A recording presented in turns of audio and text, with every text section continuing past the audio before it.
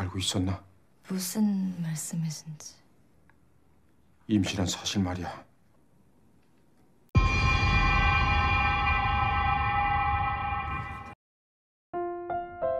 Halo teman semuanya, dimanapun kalian berada, apa kabarnya? Baik, kembali lagi dengan channel gue, Infinity Story. Pada kali ini gue akan membahas drama Korea yang sangat mengharukan yang berjudul 2037. Diperankan beberapa artis cantik Korea seperti Hong Ye-ji, Jeon So-min, dan masih banyak yang lainnya. Film ini berkisah tentang seorang gadis berusia 19 tahun yang mengalami ketidakadilan dalam hukum di negaranya, yang padahal dia adalah seorang korban pemerkosaan, tapi malah dia yang dipenjara. Kok mirip ya kayak hukum di negeri Konoha, di mana korban jadi tersangka dan tersangkanya yang jadi korban. Oke, tanpa basa-basi kalian duduklah dengan santuy, lupakan mantan kalian, tarik nafas dalam-dalam, dan kita mulai.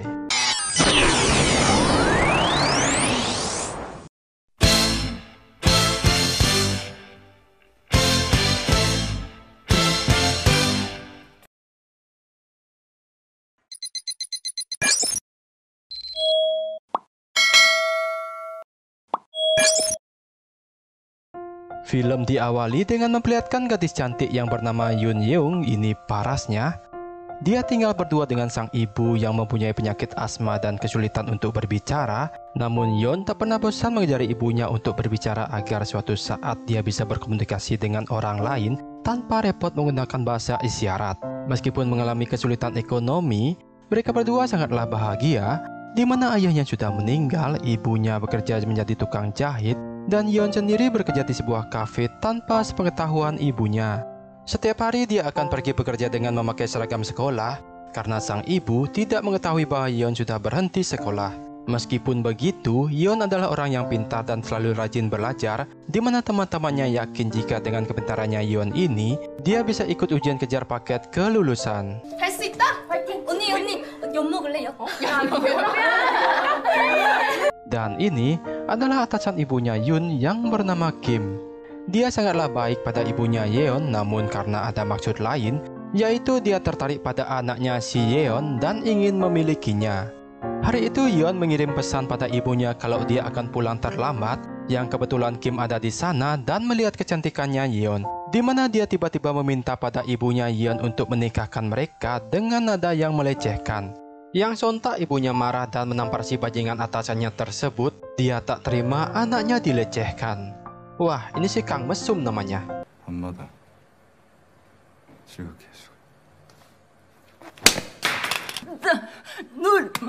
Setelahnya Kim lantas pergi ke kafe tempat Yoon bekerja dengan modus beli minuman sambil melihat Yoon dengan otak mesumnya. Di mana malam itu pun Kim yang minum arak terus kepikiran dengan Yoon. Mengetahui jika Yoon pulang terlambat, dia pun terhasut bisikan setan untuk mengikutinya, dan tiba-tiba mimpi buruk yang dia tak bayangkan pun terjadi, di mana hanya dalam beberapa menit saja dia kehilangan kue apem tembemnya. Yoon benar-benar terpuruk. Dia tak menyangka orang yang dihormatinya akan mencuri apemnya secara brutal. Dan Kim bukannya menyesal, tapi dia malah mengancam akan membunuh ibunya jika melaporkannya ke polisi. Sedangkan sang ibu yang khawatir anaknya belum pulang, dia pun berusaha berkeliling mencarinya sambil menangis. Nah, di mana Kim yang mendengar teriakan sang ibu, niat jahatnya pun muncul untuk mencuri apem ibunya juga. Mendengar itu, Yeon pun bangkit dan memukul kepala Kim dengan batu hingga tewas saat itu juga.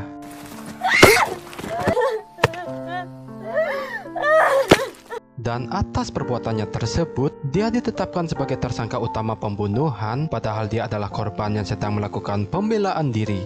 Akan tetapi polisi tidak membenarkan itu, karena melindungi diri sendiri itu tak harus membunuh pelaku. Anjir, benar-benar kayak hukum di negeri Konoha ya, korban yang malah jadi tersangka. Dan karena kurangnya bukti di TKP, Yoon harus melakukan persidangan, di mana jaksa penuntut menganggap kasus ini atas dasar suka sama suka, dikarenakan Yoon sudah berumur 19 tahun. Sedangkan pengacaranya menyuruh Yoon meminta bantuan ke lembaga perlindungan perempuan, tapi Yoon menolak. Dia tak mau dirinya seorang pembunuh menjadi viral dan menjadi pusat perhatian publik, di mana dia lebih memilih untuk mengikuti persidangan dan pasrah dengan keputusan hakim.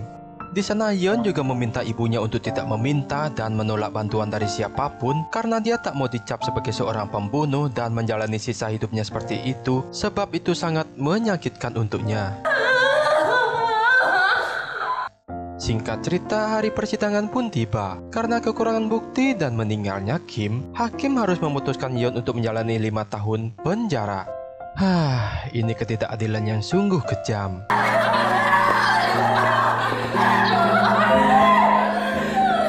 Dalam penjara, Yeon diberi nomor tahanan 2037 seperti judul film ini, dan dia ditempatkan di sel tahanan 12 dengan narapidana lainnya seperti Jang Mi yang kasusnya wanita penghibur, Heso seorang penipu, tapi di sini menjadi napi teladan. Itulah alasan warna bajunya yang berbeda. Lira yang kasusnya adalah seorang germo, Yongsuk yang si temperamen, dan ibu guru Sunji, dia adalah terpidana mati karena membunuh satu keluarga dan sekaligus adalah bosnya di sel ini. Keempat napi lainnya menyambut dengan baik, sedangkan si temperamen malah sebaliknya. Di mana Yeon yang tak sengaja menyentuhnya, dia pun langsung dihajar, yang segera 4 napi lainnya menghentikan si temperamen dan cepat mengobati Yeon. Dan malam pertama di sel, Yeon pun tak bisa tidur. Dia hanya menangis sepanjang malam sampai baju Lira basah karena air matanya, dan ketika saat makan, dia juga hanya diam dan tak mau makan. Untuk mencairkan suasana, mereka mengajaknya ngobrol tentang pekerjaan, di mana di penjara mereka bisa bekerja dan mendapatkan upah. Di sana Bu Guru juga menasihati Yeon untuk teruslah bertahan hidup. Hanya karena berada di penjara bukan berarti tidak memiliki masa depan. Mendengar itu, Yeon pun mulai sedikit bersemangat dan bekerja di bengkel. Dan malam kedua di penjara pun Yeon masih gak bisa tidur. Di sana Bu Guru datang dan menceritakan kisahnya yang berakhir di penjara, di mana putra satu-satunya jadi korban tabrak lari, tapi pada akhirnya sopir menyerahkan diri ke polisi. Bu Guru yang masih tak terima pun nekat membakar rumah Pak supir tersebut hingga menewaskan 5 orang di dalamnya yang saat itu sedang tertidur. Namun kini Bu Guru pun sudah sangat menyesali perbuatannya. Meskipun dia divonis hukuman mati, dia gak mau terus terjebak dalam penyesalan dan akan terus menjalani hidupnya. Dia pun kemudian menasihati Yeon, jika ada yang mengganjal, keluarkanlah dan jangan pernah dipendam sendiri. Cobalah lakukan sesuatu seperti berdoa atau menulis surat untuk mengeluarkannya. Mendengar itu, Yeon pun menulis surat pada ibunya berkata, jika dia baik-baik saja dan mengingatkan sang ibu untuk menjaga kesehatannya. Esok paginya, mereka pun terkejut melihat Yeon tiba-tiba berubah dan sangat bersemangat. Sepertinya dia sudah menerima keadaannya sekarang ini. Di setiap harinya dia pun menyibukkan dirinya dengan melakukan aktivitas secara normal.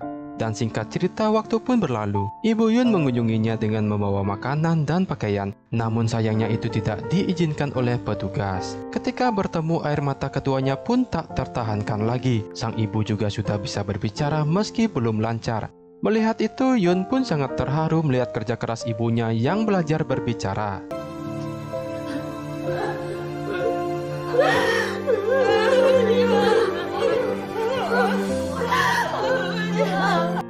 Keesokan paginya, Yeon tiba-tiba sakit dan segera dibawa ke klinik, di mana sebuah berita membuat dia semakin syok. Ternyata ia sedang hamil saat itu.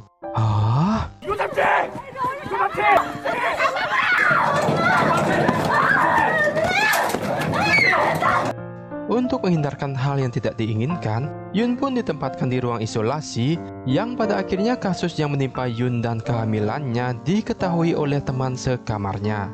Di sana ibu guru pun segera menemuinya dan memeluk Yeon seperti anaknya sendiri, di mana perhatian dan kasih sayang teman sekamarnya membuat Yeon mau bertahan hidup. Mereka sangat iba dengan apa yang dialami oleh Yeon, namun temperamen tiba-tiba menyeretnya tanpa alasan. Melihat itu, Lira pun segera menghentikannya. Kemudian mereka pun segera berdiskusi dan mencari jalan keluar untuk meringankan beban hidupnya Yeon. Sedangkan Yeon yang tak ingin ibunya tahu, dia pun selalu menolak kunjungan ibunya tersebut. Dan sempat berpikir Yeon untuk menggugurkan kandungannya, temperamen yang mengetahui itu malah menghajarnya. Yang sebenarnya dia tidak ingin Yeon kenapa-kenapa, namun hanya saja dia tidak mau memperlihatkan kepeduliannya kepada Yeon.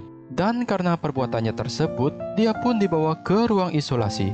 Kemudian Yeon yang jarang makan dibawakan makanannya dititipkan oleh Bu Guru, namun tiba-tiba tahanan lain mencoba mengganggu mereka. Ketika ketua geng itu ingin menyakiti Yun, bu guru pun tiba-tiba datang dan menancapkan tusuk konde serta mengancam mereka. 우리 방 식구들 건들지 말랬지.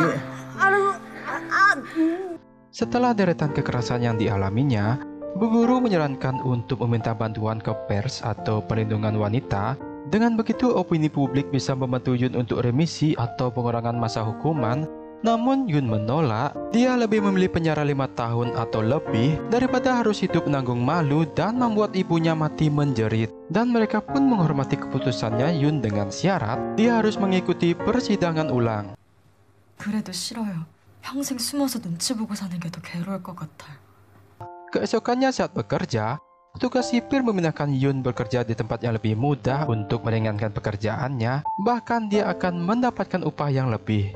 Kemudian di malamnya dia menyempatkan diri untuk menulis surat pada ibunya, berkata untuk jangan khawatir dan memberikannya waktu 1 tahun untuk bisa mendapatkan pengurangi masa hukuman.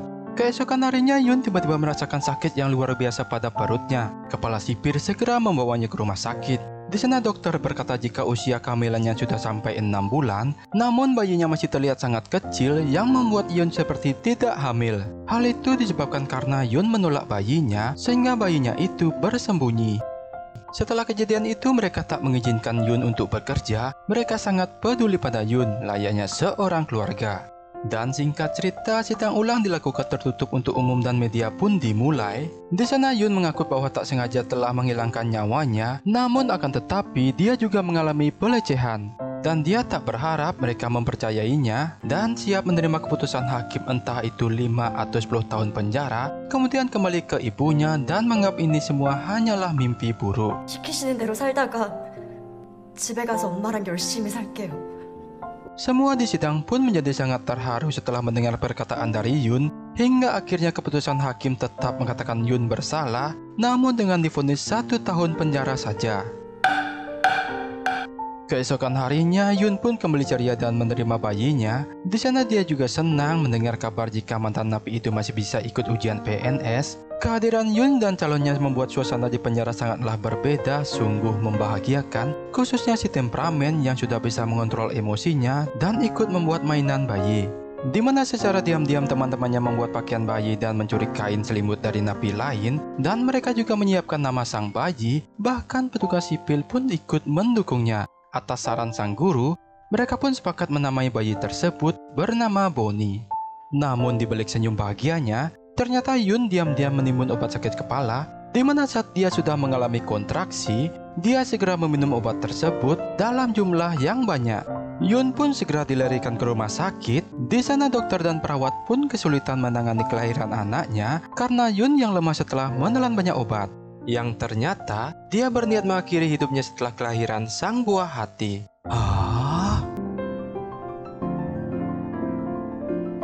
Sedangkan teman-temannya yang sangat cemas menunggu kabar Yun terkejut mendapatkan surat darinya, surat yang lama dia siapkan karena dia tahu tidak akan kembali, di mana Yun berterima kasih pada guru yang selalu memberinya motivasi dan menganggapnya seperti anak sendiri. Kakak pembuat onar yang selalu membuatnya terhibur, Jang Mi, dia berharap ada pria yang dapat mencintainya dengan tulus, menikah dan bahagia selamanya. Heso yang selalu mengetahui keinginannya meski tanpa memberitahu apa yang dia suka. Dan terakhir adalah si temperamen, berharap setelah dia keluar dari penjara, dia menjadi wanita yang seutuhnya seperti memanjangkan rambut dan merias wajahnya. Yun berkata takut mengatakannya langsung karena pasti akan dipukuli olehnya, tapi Yun yakin kakak bukanlah orang yang jahat. Di rumah sakit, Yun berhasil melahirkan anaknya dengan selamat dan diberi nama Bonnie. Namun sayang setelahnya, Yun keadaannya menjadi koma. Sedangkan ibunya menangis tak bisa berada di sisi anaknya saat dia membutuhkannya. Namun di sana ibunya tidak mengetahui jika anaknya telah melahirkan.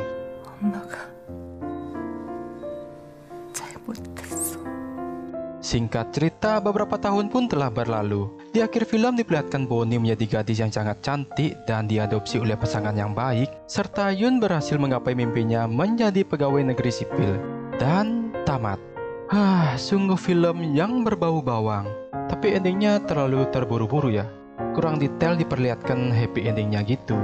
Dan satu makna yang bagus sekali yang bisa gue ambil dari film ini adalah Setiap masalah yang kamu hadapi, janganlah berputus asa dan tetaplah bertahan hadapi semua cobaan. Karena jika kamu sudah menyerah, masa depan yang bahagia itu tidak akan pernah kamu jumpai.